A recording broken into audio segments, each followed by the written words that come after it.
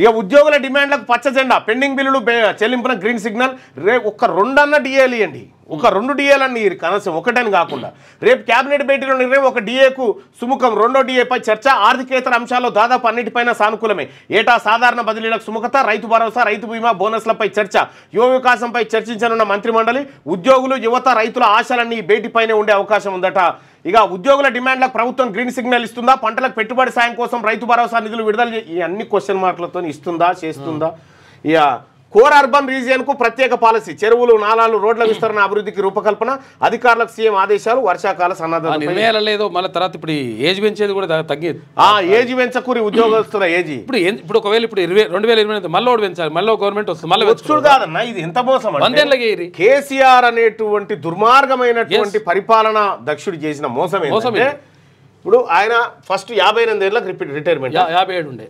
57 57 ఏళ్ళ 58 ఉండే. 58 ప్లస్ 3 అవును 61 అయింది. 58. 58 ఏళ్లకు రిటైర్మెంట్ ఉండే. ఇక్కడ ఉద్యోగస్తులు గమనించాల్సిన విషయం ఏంటంటే, వీళ్ళు రిటైర్ అయితే, సపోజ్ వీళ్ళు 2015లో రిటైర్ అయ్యారు అనుకో. 2015లో రిటైర్ అయితే ఈ రిటైర్మెంట్ బెనిఫిట్స్ అన్ని కలిసి ₹1 కోటి వస్తున్నాయి అనుకో. అన్ని కలిసి ₹1 కోటి. అయితే వీళ్ళకి ఇక్కడ రిటైర్మెంట్ చేయకుండా 10,000 మంది రిటైర్ అయితే 10,000 కోట్లు. అయితే ఇక్కడ వీళ్ళని రిటైర్ చేయకుండా ఉద్యోగస్తులు గమనించాలి. 2016లో చేయించిండు వీళ్ళతో పని, 2017లో చేయించిండు, 2018లో కూడా వీళ్ళతో పని చేయించుడు. ఇక్కడ రిటైర్ కావాలి ఆయన.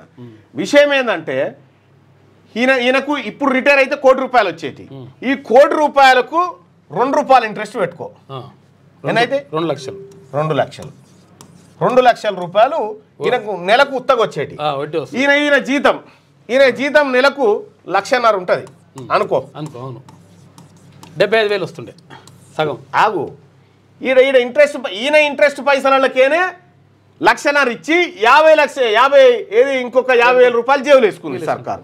ఇట్లా వీళ్ళ ఇంట్రెస్ట్ పైసలనే జీతాలకు ఇచ్చుకుంటూ వచ్చింది తప్ప వాళ్ళకి దక్కింది ఏం లేదు. వాళ్ళు వాస్తవానికి అప్పుడు రిటైర్డ్ అయితే అవన్నీ వచ్చేటి.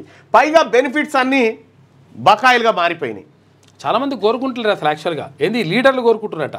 లీడర్లు ఎందుకు కోరుకుంటారంటే, ఇప్పుడు టీచర్ లీడర్లు ఉంటారు, వాళ్ళు కొంతమంది ఎందుకు కోరుకుంటారంటే మళ్ళా వాళ్ళు తిరగొచ్చు, లీడర్లకు కొనసాగొచ్చు అని. ఎర్రగడ్డ ఆసుపత్రి రోగులకు కలుషిత ఆహారం, 71 మందికి అస్వస్థత, ఒకరి మృతి. వాస్తవానికి వాళ్ళు ఎందుకు ఉండాలన్నా నిరుద్యోగులకు అన్యాయం. శంకర్ తేకులాడు, నిరుద్యోగులను ఒకసారి గుర్తించండి, జాబ్ క్యాలెండర్ గురించి 100% మాట్లాడదాం. మేము మాట్లాడు కాదు, మెడలు వంచడానికి సిద్ధంగా ఉన్నాం, కానీ మా 42% ఏందో తేలాలి కదా. బీసీలకు దక్కాల్సిన 42% వాటా సంగతి ఏందో తేలాలి. మేము ఇప్పుడు కొట్లాడేమో ఈడబ్ల్యూఎస్ వాళ్ళ కోసం చేయాలన్నా? ఎవరి కోసం కొట్లాడి? వాళ్ళకి ఇవ్వడానికి కొట్లాడాలి. ఇగో ఈయన దేవి గారు అడుగుతా ఉన్నారు, ఇది దేవి గారిది ఇంకా మళ్ళీ రానియకు. 1000 సార్లు చెప్పిన, మండల్లో మాట్లాడినా, బట్టి విక్రమార్క గారికి చెప్పిన, ప్రభుత్వం మాట రోజు అదే చేయన్నా అమ్మ. రోజు కాదు, ఎన్నిసార్లు మాట్లాడినా? నేను మాట్లాడిన సార్లు ఎవడన్నా మాట్లాడినా ఆర్టిజన్ల గురించి?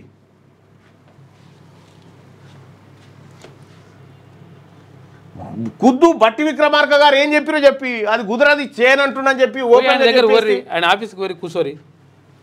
ఎర్రగడ్డ ఆసుపత్రి రోగుల కలుషిత ఆహారం, 71 మందికి అస్వస్థత. నా సాయశక్తిలో కృషి చేస్తున్నా దాని గురించి. లేటెస్ట్ న్యూస్ తెలుగు మరియు ఇంగ్లీష్ అప్డేట్స్ కోసం ఇప్పుడే క్యూన్యూస్ అఫీషియల్ యాప్ ని ప్లే స్టోర్ నుండి డౌన్లోడ్ చేసుకోండి. సరికొత్త సమాచారాల కోసం క్యూన్యూస్ వెబ్సైట్ ని ఫాలో అవ్వండి. ఛానల్లో ప్రాంతీయ, జాతీయ, అంతర్జాతీయ వార్తలు వీక్షించండి. లైక్ చేయండి.